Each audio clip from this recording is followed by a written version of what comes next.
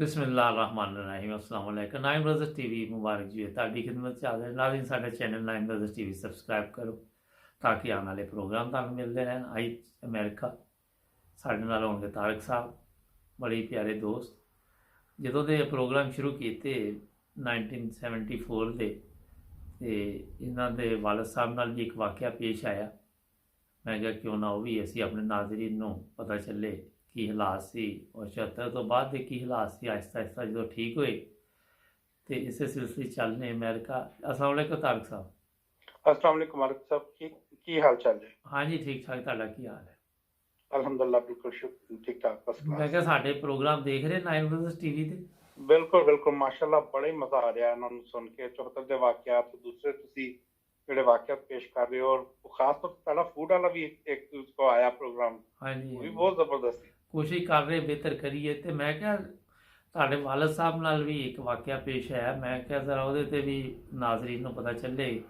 ਮਕਸਦ ਇਹ ਹੁੰਦਾ ਅਸਲ ਦੇ ਵਿੱਚ ਪ੍ਰੋਗਰਾਮ ਮੈਂ ਪੇਸ਼ ਕਰਨ ਦਾ, ਥੋੜ੍ਹਾ ਜਿਹਾ ਮੈਂ ਤੁਹਾਨੂੰ ਦੱਸਦਾ ਕਿ ਲੋਕੀ ਸਮਝਦੇ ਨੇ ਕਿ ਜ਼ਿੰਦਗੀ ਬੜੀ ਆਸਾਨ ਹੈ, ਲੇਕਿਨ ਉਹਦੇ 'ਚ ਇਹ ਹੁੰਦਾ ਕਿ ਕਈ ਬਜ਼ੁਰਗਾਂ ਨੇ ਬੜੀਆਂ ਕੁਰਬਾਨੀਆਂ ਦਿੱਤੀਆਂ ਹੁੰਦੀਆਂ ਨੇ, ਕਈਆਂ ਨੇ ਦੁਆਵਾਂ ਬੜੀਆਂ ਔਲਾਦ ਲਈ ਕੀਤੀਆਂ ਹੁੰਦੀਆਂ ਨੇ, ਲੋਕਾਂ ਲਈ ਕੀਤੀਆਂ, ਜਿਹਦੇ ਨਾਲ ਆਟੋਮੈਟਿਕ ਆਸਾਨੀਆਂ ਆਉਣੀਆਂ ਸ਼ੁਰੂ ਹੋ ਜਾਂਦੀਆਂ ਨੇ ਨਾ। ਬਿਲਕੁਲ ਸਹੀ। ਤੇ ਇਹ ਪ੍ਰੋਗਰਾਮਾਂ 'ਚ ਲੋਕੀ ਜਦੋਂ ਦੇਖਦੇ ਨੇ ਕਿ ਮੁਖਤਲਿਫ ਲੋਕਾਂ ਦੀਆਂ ਮੁਖਤਲਿਫ ਦਾਸਤਾਨਾਂ, ਤੇ ਫਿਰ ਉਹ ਬੜੀ ਦਿਲਚਸਪੀ ਲੈਂਦੇ ਨੇ। ਫਿਰ ਸਾਨੂੰ ਬੜੇ ਮਾਸ਼ਾਅੱਲਾ ਫੋਨ ਆ ਰਹੇ ਨੇ ਔਰ ਲੋਕ ਰਾਬਤਾ ਕਾਇਮ ਕਰ ਰਹੇ ਨੇ। ਤੇ ਸਾਡੀ ਕੋਸ਼ਿਸ਼ ਹੁੰਦੀ ਕਿ ਹਰ ਇੱਕ ਬੰਦੇ ਨੂੰ ਲੈ ਕੇ ਆਈਏ, ਉਹਦੇ ਨਾਲ ਗੱਲਬਾਤ ਕਰੀਏ। ਕਈ ਦੋਸਤ ਕਹਿਣਗੇ ਕਿ ਸਾਡੇ ਕੋਲ ਤਾਂ ਕੋਈ ਵਾਕਿਆ ਨਹੀਂ, ਤੇ ਮੈਂ ਕਹਿੰਦਾ ਚਲੋ ਤੁਹਾਡੇ ਨਾਲ ਜੀ ਫਿਰ ਗੱਪਸ਼ਪ ਲਾ ਲੈਂਦੇ ਹਾਂ, ਤੁਹਾਡਾ ਤਾਰਫ ਹੀ ਹੋ ਜਾਏਗਾ। ਉਹਦੇ ਨਾਲ ਤਾਰਕ ਸਾਹਿਬ ਇਹ ਹੋਇਆ ਕਿ ਪੁਰਾਣੇ ਲੋਕ ਇੱਕ ਦੂਸਰੇ ਨੂੰ ਜਦੋਂ ਦੇਖਦੇ ਨੇ ਨਾ ਤੇ ਉਹ ਖੁਸ਼ ਹੁੰਦੇ ਨੇ। ਫਿਰ ਸਾਨੂੰ ਕੋਲ ਨੰਬਰ ਮੰਗਦੇ ਨੇ, ਉਹਨਾਂ ਦੇ ਰਾਬਤੇ ਹੁੰਦੇ ਨੇ, ਅਸੀਂ ਇਹਦੇ 'ਚ ਹੀ ਖੁਸ਼ ਹੋ ਜਾਂਦੇ ਹਾਂ ਕਿ ਹੋਮਿਓਪੈਥਿਕ ਪ੍ਰੋਗਰਾਮ ਕਰ ਰਹੇ ਹਾਂ। ਉਹਦੇ 'ਚ ਕੋਈ ਬਿਮਾਰ ਹੈ, ਉਹਨੂੰ ਨੰਬਰ ਚਾਹੀਦਾ, ਉਹ ਭਿਜਵਾ ਦੇਈਦਾ ਹੋਮਿਓਪੈਥਿਕ ਸਪੈਸ਼ਲਿਸਟ ਦਾ, ਤਾਂ ਕਿ ਉਹਨਾਂ ਨਾਲ ਮਸ਼ਵਰਾ ਕਰ ਲਓ। ਇਹੀ ਚਲੋ ਜੋ ਵੀ ਮੈਂ ਕਿਹਾ ਅਸੀਂ ਕਰ ਸਕਦੇ ਹਾਂ, ਆਪਣੇ ਤੌਰ 'ਤੇ ਪੂਰੀ ਕੋਸ਼ਿਸ਼ ਕਰ ਰਹੇ ਹਾਂ ਇਨਸਾਨੀਅਤ ਦੀ ਖਿਦਮਤ ਦੀ ਨਾ। ਜੀ ਬਿਲਕੁਲ। ਤੇ ਪਹਿਲੇ ਹੁੰਦਾ ਸੀ ਕਿ ਲੋਕੀ ਆਮ ਟੀਵੀ ਚੈਨਲ ਜਿਹੜੇ ਪਾਕਿਸਤਾਨ 'ਚ ਤੁਸੀਂ ਦੇਖਦੇ ਜੇ ਸੇਮ ਡੇਲੀ ਇੱਕੋ ਹੀ, ਉਹਨਾਂ ਨੂੰ ਪਹਿਲੇ ਦੱਸਿਆ ਜਾਂਦਾ ਕਿ ਤੂੰ ਇਹ ਕਹਿਣਾ ਤੇ ਇਹ ਜਵਾਬ ਹੋਣਾ। ਹਾਂਜੀ ਲੋਕਾਂ ਬਿਲਕੁਲ। ਨੂੰ ਬੇਵਕੂਫ ਬਣਾਉਣ ਦੇ ਲਈ ਦੁਕਾਨਾਂ ਲੱਗਦੀਆਂ ਨੇ ਸ਼ਾਮ ਨੂੰ, ਔਰ ਲੋਕੀ ਉਹ ਦੇਖ ਦੇਖ ਕੇ ਤੇ ਫਿਰ ਆਪਣਾ ਜਨਾਬ ਉਹਨਾਂ ਨੂੰ ਚਸਕਾ ਪੈ ਜਾਂਦਾ। ਮਗਰ ਸਾਡੇ ਪ੍ਰੋਗਰਾਮ ਬਿਲਕੁਲ ਹਕੀਕਤ, ਔਰ ਇਹਦੇ ਤੋਂ ਪਹਿਲੇ ਕੋਈ ਐਸੀ ਤਿਆਰੀ ਨਹੀਂ ਅਸੀਂ ਕਰਦੇ। ਇੰਝ ਹੀ ਸਵਾਲ ਜਵਾਬ ਜਿਹੜਾ ਕਿ ਤਿਆਰੀ ਕਰਨੀ ਉਹਨੂੰ ਕਹੀਦਾ ਮੁਸ਼ਕਲ ਹੈ ਸਾਡੀ ਨਾ। ਜਾਂ ਬਿਲਕੁਲ ਸਹੀ ਗੱਲ। ਤੇ ਕੀ ਆਪਣਾ ਵਾਲਦ ਸਾਹਿਬ ਦਾ ਤੁਸੀਂ ਕੋਈ ਵਾਕਿਆ ਬਿਆਨ ਕਰਨਾ ਚਾਹ ਰਹੇ ਸੀ? ਅੱਛਾ, ਸਭ ਤੋਂ ਪਹਿਲੇ ਤਾਂ ਜਦੋਂ ਹਾਲਾਤ ਖਰਾਬ ਹੋਏ ਨਾ ਤੇ ਮੇਰੇ ਨਾਨਕੇ ਜਿਹੜੇ ਨੇ ਨਾ ਉਹ ਬਹਾਵਲਪੁਰ ਰਹਿੰਦੇ ਸੀ। ਜੀ ਜੀ। ਉੱਥੋਂ ਸਾਰਿਆਂ ਨੇ ਉਹਨਾਂ ਦੇ ਘਰ ਘੇਰਾ ਪਾ ਲਿਆ ਤੇ ਪਥਰਾਓ ਬਹੁਤ ਕੀਤਾ ਤੇ ਉਹਨਾਂ ਨੂੰ ਬੜੀ ਮੁਸ਼ਕਲ ਨਾਲ ਕੱਢ ਕੇ ਤੇ ਰੱਬਾ ਸਾਡੇ ਘਰ ਆ ਗਏ। ਜੀ ਜੀ। ਮੇਰੇ ਵਾਲਦ ਸਾਹਿਬ ਖਾਨਪੁਰ ਸੀ, ਟੀਚਰ ਉੱਥੇ ਸੀ। ਜੀ ਜੀ। ਉਹ ਵੀ ਆ ਗਏ, ਜ਼ਾਹਿਰ ਹੈ ਕਿ ਉਹ ਵੀ ਰੱਬਾ ਆ ਗਏ। ਹਾਲਾਤ ਕਾਫੀ ਖਰਾਬ। ਜੀ ਜੀ। ਤੇ ਜਦੋਂ ਹਾਲਾਤ ਕੁਝ ਬਿਹਤਰ ਹੋਏ ਤੇ ਵਾਪਸ ਆਪਾਂ ਨੂੰ ਅਸੀਂ ਚੜਾਉਣ ਵਾਸਤੇ ਉਹ ਜਿਹੜੀ ਸਾਡੀ ਫੈਸਲਾਬਾਦ ਰੋਡ ਹੈ, ਜੀ ਜੀ। ਉੱਥੋਂ ਉਹਨਾਂ ਨੂੰ ਬੱਸ ਤੇ ਬਿਠਾਇਆ ਤੇ ਅੱਬੂ ਚਾਹੁੰਦੇ ਨਹੀਂ ਸੀ ਕਿ ਅਸੀਂ ਜਿਹੜੇ ਨਾਲ ਜਾਈਏ। ਜੀ ਜੀ। ਮੇਰੇ ਵੱਡੇ ਭਾਈ ਕਹਿੰਦੇ ਸੀ ਕਿ ਮੈਂ ਤੁਹਾਨੂੰ ਫੈਸਲਾਬਾਦ ਤੱਕ ਉੱਥੇ ਤੱਕ ਟ੍ਰੇਨ ਤੱਕ ਛੱਡ ਆਉਣਾ। ਠੀਕ। ਤੇ ਉਹਨਾਂ ਨੇ ਕਿਹਾ ਨਹੀਂ ਨਹੀਂ ਬਿਲਕੁਲ ਨਹੀਂ। ਤੇ ਅੱਛਾ, ਉਹ ਇਕੱਲੇ ਬਹਿ ਕੇ ਚਲੇ ਗਏ। ਜੀ ਜੀ। ਤੇ ਤੁਹਾਨੂੰ ਅਗਰ ਰੱਬੇ ਦਾ ਪਤਾ ਹੀ ਹੈ ਤਾਂ ਯਮਨ ਦੇ ਕੋਲੋਂ ਇੱਕ ਮੁੰਡਾ ਹੋਰ ਬੈਠਾ ਨਾਲ। ਜੀ ਜੀ। ਉਹ ਜਿਹੜਾ ਅੰਬੈਸੀ ਮੋੜ। ਅੰਬੈਸੀ ਮੋੜ ਦੇ ਕੋਲ ਬਿਲਕੁਲ। ਜੀ ਜੀ। ਉੱਥੋਂ ਬਹਿ ਗਿਆ ਨਾਲ ਮੁੰਡਾ ਇੱਕ 15-16 ਸਾਲ ਦਾ। ਅੱਛਾ। ਆਂਦੇ ਨੇ ਜਦੋਂ ਅਸੀਂ ਚੰਡੀਗੜ੍ਹ ਟੱਡੇ ਤੇ ਪਹੁੰਚੇ ਨਾ ਤੇ ਉਹਨਾਂ ਨੇ ਕਿਹਾ ਜੀ ਰਵੇ ਵਾਲੀਆਂ ਸਵਾਰੀਆਂ ਉਤਰੋ। ਜੀ ਜੀ। ਅੱਛਾ, ਐਕਸਟਰਾ ਐਲਾਨ ਕੀਤਾ ਗਿਆ? ਹਾਂਜੀ ਹਾਂਜੀ, ਐਲਾਨ ਕੀਤਾ ਗਿਆ ਮਸੂਦ ਦੇ ਬੋਦੇ ਵਿੱਚ ਤੇ ਰਵੇ ਵਾਲੀਆਂ ਸਵਾਰੀਆਂ ਉਤਰੋ ਜੀ। ਜੀ ਜੀ। ਤੇ ਉਹਨਾਂ ਨੇ ਕਿਹਾ ਜੀ ਅਸੀਂ ਫੈਸਲਾਬਾਦ ਤੋਂ ਅਸੀਂ ਜਾਣਾ ਤੇ ਅਸੀਂ ਚੰਡੀਗੜ੍ਹ ਕਿਉਂ ਉਤਰ ਗਏ। ਜੀ ਜੀ। ਉਹਨਾਂ ਨੇ ਮੈਂ ਵੀ ਬੈਠਾ ਰਿਹਾ ਤੇ ਬੱਚਾ ਵੀ ਬੈਠਾ ਰਿਹਾ। ਆਂਦੇ ਨੇ ਪਿੱਛੋਂ ਇੱਕ ਆਇਆ ਮੌਲਵੀ। ਅੱਛਾ। ਉਹਨੇ ਹੱਥ ਲਾਇਆ ਕਿ ਚਾਚਾ ਉਤਰ ਤੂੰ। ਅੱਬੂ ਨੂੰ ਮੈਂ ਯਾਰ ਫੈਸਲਾਬਾਦ ਜਾਣਾ। ਉਹਨੂੰ ਮੌਲਵੀ ਨੂੰ ਕਈ ਪਤਾ ਚੱਲਿਆ ਕਿ ਰੱਬ ਬੈਠੇ ਨੇ। ਉਹ ਨਾ ਬੱਸ ਦੇ ਵਿੱਚ ਉੱਥੋਂ ਅੱਡੇ ਤੇ ਉਹ ਅਹਿਮਦ ਨਗਰ ਤੋਂ ਬਹਿ ਜਾਂਦੇ ਸੀ ਔਰ ਉਹ ਵਾਚ ਕਰਦੇ ਸੀ ਕਿ ਰੱਬੇ ਦੇ ਏਰੀਏ ਚੋਂ ਕਿਹੜੀ ਕਿਹੜੀ ਸਵਾਰੀ ਪੈਂਦੀ। ਅੱਛਾ। ਉਹ ਖਤਮੇ ਨਬੂਵਤ ਦੇ ਮੁਜਾਹਿਦ ਬੜੇ ਕੰਮ ਕਰਦੇ ਸੀ ਉਦੋਂ। ਅੱਛਾ, ਇਹੀ ਕੰਮ ਸੀ ਉਹਨਾਂ ਦਾ। ਹਾਂਜੀ ਉਹਨਾਂ ਦਾ ਇਹ ਖਾਸ ਸੀ ਤੇ ਉਹਨਾਂ ਦੇ ਉੱਥੋਂ ਇਸ ਗੱਲੋਂ ਉਹਨਾਂ ਨੂੰ ਪਤਾ ਲੱਗ ਗਿਆ ਕਿ ਇਹ ਬੰਦਾ ਜਿਹੜਾ ਨਾ ਇਹਨਾਂ ਨੂੰ ਲਾਣਾ। ਜੀ ਜੀ। ਅੱਛਾ ਇਹਨਾਂ ਨੂੰ ਉਤਾਰ ਲਿਆ ਉੱਥੇ ਉਹਨਾਂ ਨੇ, ਕਹਿੰਦੇ ਨੇ ਕਿ ਤੂੰ ਚਾਚਾ ਕਲਮਾ ਪੜ੍ਹਨਾ ਕਿ ਨਹੀਂ ਪੜ੍ਹਨਾ। ਅੱਛਾ। ਕਹਿੰਦੇ ਨੇ ਮੈਂ ਪੜ੍ਹ ਦਿੱਤਾ ਕਲਮਾ। ਤੇ ਆਂਦੇ ਨੇ ਅੱਛਾ ਲਾ ਮੁਸਲਮਾਨ ਤੇ ਤੂੰ ਹੋ ਗਿਆ ਤੇ ਤੂੰ ਹੁਣ ਨਾ ਹਜ਼ਰਤ ਮਸੀਹ ਮੌਊਦ अलैहिस्सलाम ਨੂੰ ਗਾਲਾਂ ਕੱਢ। ਮੁਕੰਮਲ ਮੁਸਲਮਾਨ ਨਹੀਂ ਹਾਲੇ ਹੋਇਆ। ਹਾਲੇ ਨਹੀਂ ਹੋਇਆ ਤੇ ਉਹਨੇ ਅੱਛਾ। ਕਿਹਾ ਕਿ ਕਲਮਾ ਤੁਸੀਂ ਆਂਦੇ ਹੋ ਅਸੀਂ ਚੇਂਜ ਕੀਤਾ ਹੈ, ਕਲਮੇ ਦੇ ਨਾਲ ਤੇ ਕਦੀ ਕਿਤੇ ਕਿਸੇ ਨੂੰ ਗਾਲ ਕੱਢਣਾ ਨਹੀਂ ਲਿਖਿਆ। ਇਸਲਾਮ ਤੇ ਨਹੀਂ ਹਾਂ ਕਹਿੰਦਾ ਗਾਲ ਕੱਢੋ। ਹਾਂ ਕੋਈ ਕੋਈ ਕੁਛ ਨਹੀਂ ਕਹਿੰਦਾ ਤੇ ਮੈਂ ਕਿਉਂ ਕੱਢਾਂ। ਮੈਂ ਆਂਦੇ ਨੇ ਕਦੀ ਲੜਾਈ ਵੀ ਮੇਰੀ ਹੋ ਜਾਏ ਤੇ ਮੈਂ ਕਦੀ ਕਿਸੇ ਨੂੰ ਗਾਲ ਨਹੀਂ ਕੱਢੀ ਤੇ ਹਾਂਜੀ। ਮੈਂ ਐਵੇਂ ਕਿਸੇ ਬੰਦੇ ਨੂੰ ਗਾਲ ਕੱਢਦਾ। ਜੀ ਔਰ ਉਹ ਜੀ। ਵੀ ਆਪਣੇ ਆਪ ਨੂੰ ਅੱਲਾਹ ਦਾ ਨਬੀ ਕਹਿੰਦਾ। ਜੀ ਜੀ।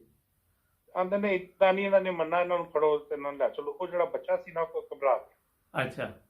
ਤੇ ਅੱਬੂ ਨੇ ਉਹਨੂੰ ਕਿਹਾ ਕਿ ਪੁੱਤਰ ਘਬਰਾ ਨਾ ਯਾਰ, ਇਸ ਤੋਂ ਚੰਗੀ ਸਾਨੂੰ ਸਜ਼ਾ ਹੋਰ ਕਿਹੜੀ ਮਿਲੇਗੀ। ਜੀ ਜੀ।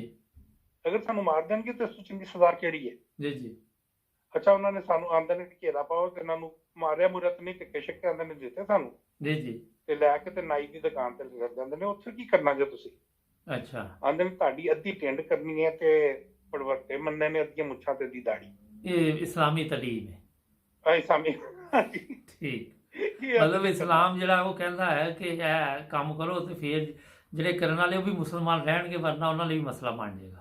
ਉਹਨਾਂ ਲਈ ਮਸਲਾ ਬਣੇਗਾ। ਜੀ ਜੀ। ਅੱਛਾ ਇਹ ਲੈ ਕੇ ਤੇ ਉਹਨਾਂ ਨੂੰ ਚੱਲੇ ਤੇ ਵੇਖੋ ਅੱਲਾਹ ਨੇ ਜਦੋਂ ਬਚਾਉਣਾ ਹੁੰਦਾ ਨਾ ਜੀ ਜੀ। ਉਹ ਵੀ ਬੜੀ ਜ਼ਬਰਦਸਤ ਗੱਲ ਹੁੰਦੀ। ਜੀ ਜੀ। ਉਦੋਂ ਨਾ ਗਵਰਨਮੈਂਟ ਨੇ ਦਫਾ 144 ਲਾਈ। ਅੱਛਾ। ਅੱਛਾ ਅੱਗੋਂ ਨਾ ਦੋ ਸਿਪਾਹੀ ਆਂਡੇ ਸੀ ਜੀ ਜੀ। ਤੇ ਉਹਨਾਂ ਨੇ ਕਿਹਾ ਕੀ ਤੁਹਾਨੂੰ ਪਤਾ ਨਹੀਂ ਦਫਾ 144 ਲੱਗੀ। ਉਹਨਾਂ ਕਿਹਾ ਅਸੀਂ ਮਰਜ਼ਈ ਫੜੇ ਨੇ।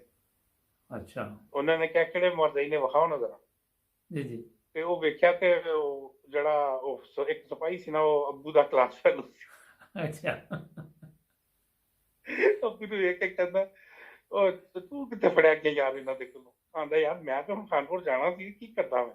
ਹਾਂਜੀ। ਉਹਨਾਂ ਨੇ ਕਿਹਾ ਕਿ ਅੱਛਾ ਇਹ ਮਰਜ਼ਈਆਂ ਤਾਂ ਦਿਓ ਨਾ ਮੇਰੇ ਹਵਾਲੇ ਤੇ। ਉਹ ਤੁਹਾਨੂੰ ਪਤਾ ਸਿਪਾਹੀਆਂ ਦੀ ਉੱਥੇ ਕਿੰਨੀ ਚੱਲਦੀ। ਉਹਨਾਂ ਨੇ 2-4 ਲਾਠੀਆਂ ਮਾਰੀਆਂ ਮੌਲਵੀ ਸ਼ਾਲੀਆਂ ਨੇ। ਅੱਛਾ। ਮੌਲਵੀ ਕੇ ਨਸ ਤੇ ਉਹਨੂੰ ਫੜ ਕੇ ਲੈ ਗਏ ਅੰਦਰ। ਚਲਾ ਤੇ ਰੋਟੀ ਤੇ ਖਾਈ ਜਾਂਦੇ। ਮੈਂ ਰੋਟੀ ਨਹੀਂ ਖਾਣੀ, ਮੇਰੀ ਉਹ ਗੱਡੀ ਦਾ ਬੱਸ ਦਾ ਉਹਦਾ ਟਾਈਮ ਹੈ, ਉੱਥੋਂ ਉਹਨੂੰ ਨਿਕਲ ਜਾਣਾ, ਮੈਂ ਡਿਊਟੀ ਤੇ ਪਹੁੰਚਣਾ ਅੱਗੇ। ਜੀ ਜੀ। ਉਹਨੇ ਕਿਹਾ ਨਹੀਂ ਨਹੀਂ ਮੈਂ ਤੈਨੂੰ ਇੰਤਜ਼ਾਮ ਕਰਾਵਾਂਗਾ, ਤੈਨੂੰ ਉੱਥੇ ਟ੍ਰੇਨ 'ਚ ਬਿਠਾ ਕੇ ਤੇ ਬੰਦਾ ਫੇਰ ਆਏ ਫੈਸਲਾ। ਠੀਕ। ਅੱਛਾ ਉਹਨਾਂ ਨੂੰ ਬਹਿ ਕੇ ਰੋਟੀ ਛੋਟੀ ਖਵਾਈ ਤੇ ਕਹਿੰਦੇ ਨੇ ਅਗਰ ਤੇਰੀ ਅੱਧੀ ਟਿੰਡ ਕਰ ਦਿੰਦੇ ਤੇ ਕੀ ਬਣਨਾ ਸੀ। ਹਾਂ ਤੇ ਫਿਰ ਕੀ ਬਣਨਾ ਸੀ। ਜੋ ਦੂਜੇ ਆਂਦੀ ਭਰਾਵਾਂ ਨਾਲ ਹੋਇਆ ਮੇਰੇ ਨਾਲ ਵੀ ਹੋ ਜਾਂਦਾ। ਹਾਂਜੀ।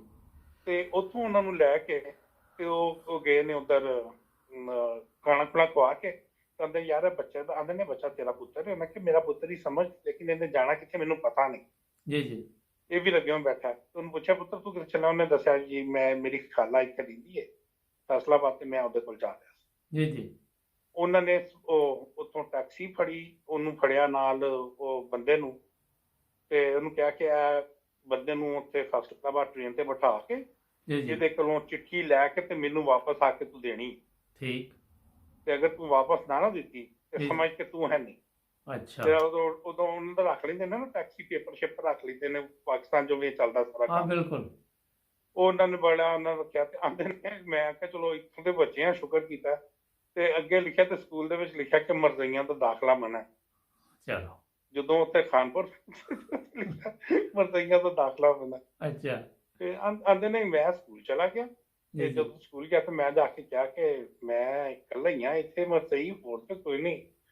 ਤੇ ਇਹ ਹੁਣ ਕਿੱਥੇ ਮੈਂ ਆਣਾ ਕਿ ਨਹੀਂ ਆਣਾ ਕਿ ਤੁਸੀਂ ਮੈਨੂੰ ਦੱਸੋ। ਜਿਹੜੇ ਉਹ ਬੱਚੇ ਸੀ ਨਾ ਉੱਥੇ ਉਹ ਰਿਆਸਤੀ ਜਿਹੜੇ ਬੱਚੇ ਹੁੰਦੇ ਨੇ ਉਹ ਬੜਾ ਇੱਜ਼ਤ ਕਰਦੇ ਨੇ ਟੀਚਰ ਦੀ। ਜੀ ਜੀ। ਤੇ ਉਹਨਾਂ ਨੇ ਕਿਹਾ ਨਹੀਂ ਉਸਤਾਦ ਜੀ ਤੁਹਾਡੇ ਲਈ ਨਹੀਂ ਹੈ, ਇਹ ਬਾਕੀ ਮਰਜ਼ਈਆਂ ਦੀ। ਤਾਂ ਉਹ ਆਂਦੇ ਨੇ ਕਿ ਮੈਂ ਉਹਨਾਂ ਨੂੰ ਕਿਹਾ ਕਿ ਦੇਖ ਮੇਰੇ ਇਲਾਵਾ ਇੱਥੇ ਕਿੰਨੇ ਆਣਾ ਇਸ ਜੰਗਲ ਦੇ ਵਿੱਚ, ਬਿਆਬਾਨ ਦੇ ਵਿੱਚ ਕਿੰਨੇ ਆਣਾ। ਜੀ ਜੀ। ਤੇ ਇਹ ਉਹਨਾਂ ਨੇ ਦੱਸਿਆ ਕਿ ਦੇਖੋ ਜਦੋਂ ਕਈ ਦਫਾ ਫਿਰ ਅੱਲਾਹ ਤਾਲਾ ਵੀ ਨਾਲ ਸਪੋਰਟ ਕਰਦਾ। ਤੇ ਉਹ ਅੰਦਰ ਸੀ ਕਿ ਜਦੋਂ ਮੈਂ ਗਿਆ ਵਾ ਨਾ ਉਹ ਬੱਚਾ ਰੋਈ ਜਾਏ ਔਰ ਕੰਬੀ ਜਾਏ। ਜੀ ਜੀ। ਤੇ ਉਹਨੂੰ ਬੱਚੇ ਨੂੰ ਕਿਹਾ ਕਿ ਹੌਸਲਾ ਦੇ ਕੇ ਤੇ ਵਾਪਸ ਭੇਜਿਆ।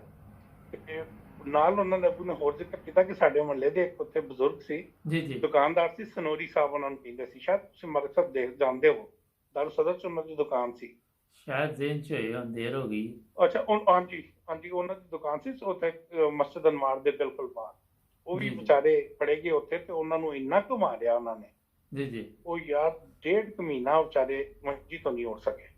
मतलब ਉਹਨਾਂ अफसोसनाक ਦੱਸਿਆ ਕਿ वाकयात ही ने ना ये वाले, एक चीज सोचने ਹਾਂਜੀ वाली है। ਹਾਂਜੀ ਹਾਂਜੀ।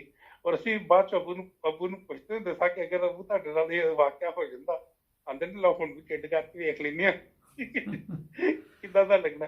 लेकिन ਲੇਕਿਨ ਵੇਖੋ ਤਾਰਕ ਸਾਹਿਬ ਗੱਲ ਹੈ ਵਾ ਕਿ ਇਸਲਾਮ ਦੇ ਨਾਮ ਤੇ ਲੋਕਾਂ ਨੂੰ ਤਸ਼ੱਦਦ ਕੀਤਾ ਜਾਂਦਾ, ਔਰ ਇਸਲਾਮ ਨੇ ਕਿਤੇ ਵੀ ਇਸ ਚੀਜ਼ ਦੀ ਇਜਾਜ਼ਤ ਨਹੀਂ ਦਿੱਤੀ। ਜ਼ਬਾਨ ਵੀ ਹੈ ਜਾਂ ਹੱਥ ਹੈ, ਬਿਲਕੁਲ ਸਹੀ ਗੱਲ। ਉਹਦੋਂ ਅਗਰ ਤੁਸੀਂ ਆਪਣੇ ਨੂੰ ਨਹੀਂ ਰੋਕ ਸਕਦੇ, ਤੁਸੀਂ ਦੇਖੋ ਪਹਿਲੀ ਚੀਜ਼ ਤੇ ਇਹ ਵਾ ਕਿ ਗਾਲਾਂ ਕੱਢਣੀਆਂ ਹਜ਼ਰਤ ਮਸੀਹ ਮੌਦ ਨੂੰ ਜਾਂ ਕਿਸੇ ਨੂੰ ਵੀ ਗਾਲ ਕੱਢਣੀ ਵੈਸੇ ਜ਼ੇਬ ਨਹੀਂ ਦਿੰਦੀ।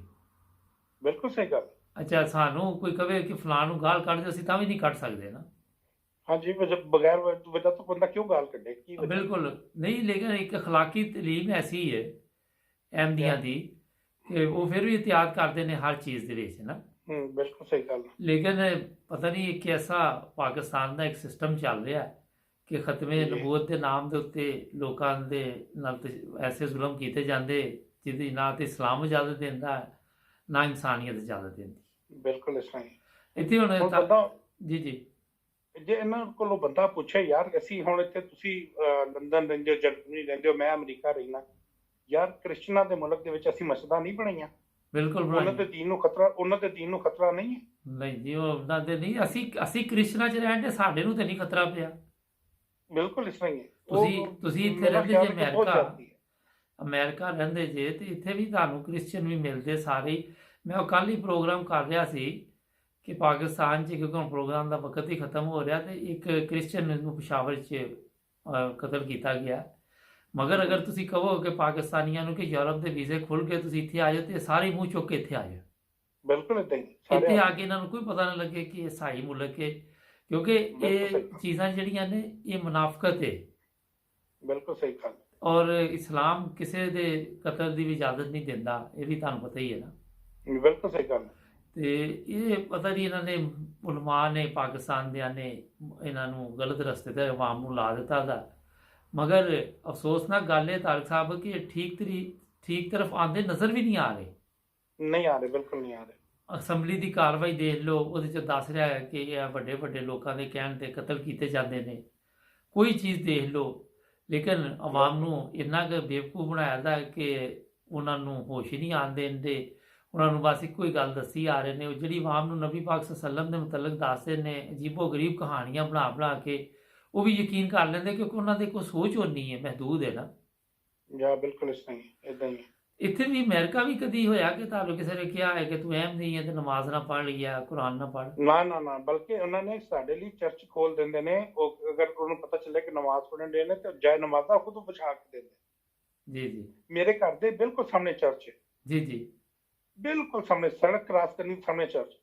ਔਰ ਉਹ ਮੈਂ ਉਹਨਾਂ ਨੂੰ ਕਿਹਾ ਕਿ ਯਾਰ ਸਾਨੂੰ ਕਦੀ ਜ਼ਰੂਰਤ ਪੈਂਦੀ ਹੈ ਤੇ ਆਨ ਦ ਵੈਲਕਮ, ਉਹਨਾਂ ਦੀ ਪਾਰਕਿੰਗ ਅਸੀਂ ਯੂਜ਼ ਕਰਨੇ ਆ, ਕਿਉਂਕਿ ਮੇਰੇ ਘਰ ਦੇ ਵਿੱਚ ਨਮਾਜ਼ ਸੈਂਟਰ ਹੈ ਤੇ ਉਹ ਪਾਰਕਿੰਗ ਦੀ ਪ੍ਰੋਬਲਮ ਆਉਂਦੀ। ਤੇ ਚਰਚ ਵਾਲੇ ਸਾਨੂੰ ਕਹਿੰਦੇ ਨੇ ਕੋਈ ਮਸਲਾ ਨਹੀਂ, ਇੱਥੇ ਗੱਡੀਆਂ ਪਾਰਕ ਕਰੋ, ਨਮਾਜ਼ ਪੜ੍ਹੋ, ਅਗਰ ਤੁਹਾਨੂੰ ਜਗ੍ਹਾ ਹੈ ਤਾਂ ਤੁਸੀਂ ਇੱਥੇ ਆ ਕੇ ਅਦਾ ਕਰ ਲਓ। ਜੀ ਬਹੁਤ ਸ਼ੁਕਰੀਆ ਤਾਰਕ ਸਾਹਿਬ, ਖੁਦਾ ਦੀ ਇਬਾਦਤ ਕਰਨੀ ਹੈ ਜੀ। ਬਹੁਤ ਸ਼ੁਕਰੀਆ ਤੁਹਾਡਾ, ਜਜ਼ਾਕੱਲਾ। ਤੁਹਾਡਾ ਫਿਰ ਵੀ ਗੱਪਸ਼ਪ ਰਹੇਗੀ ਨਾਜ਼ਰੀਨ।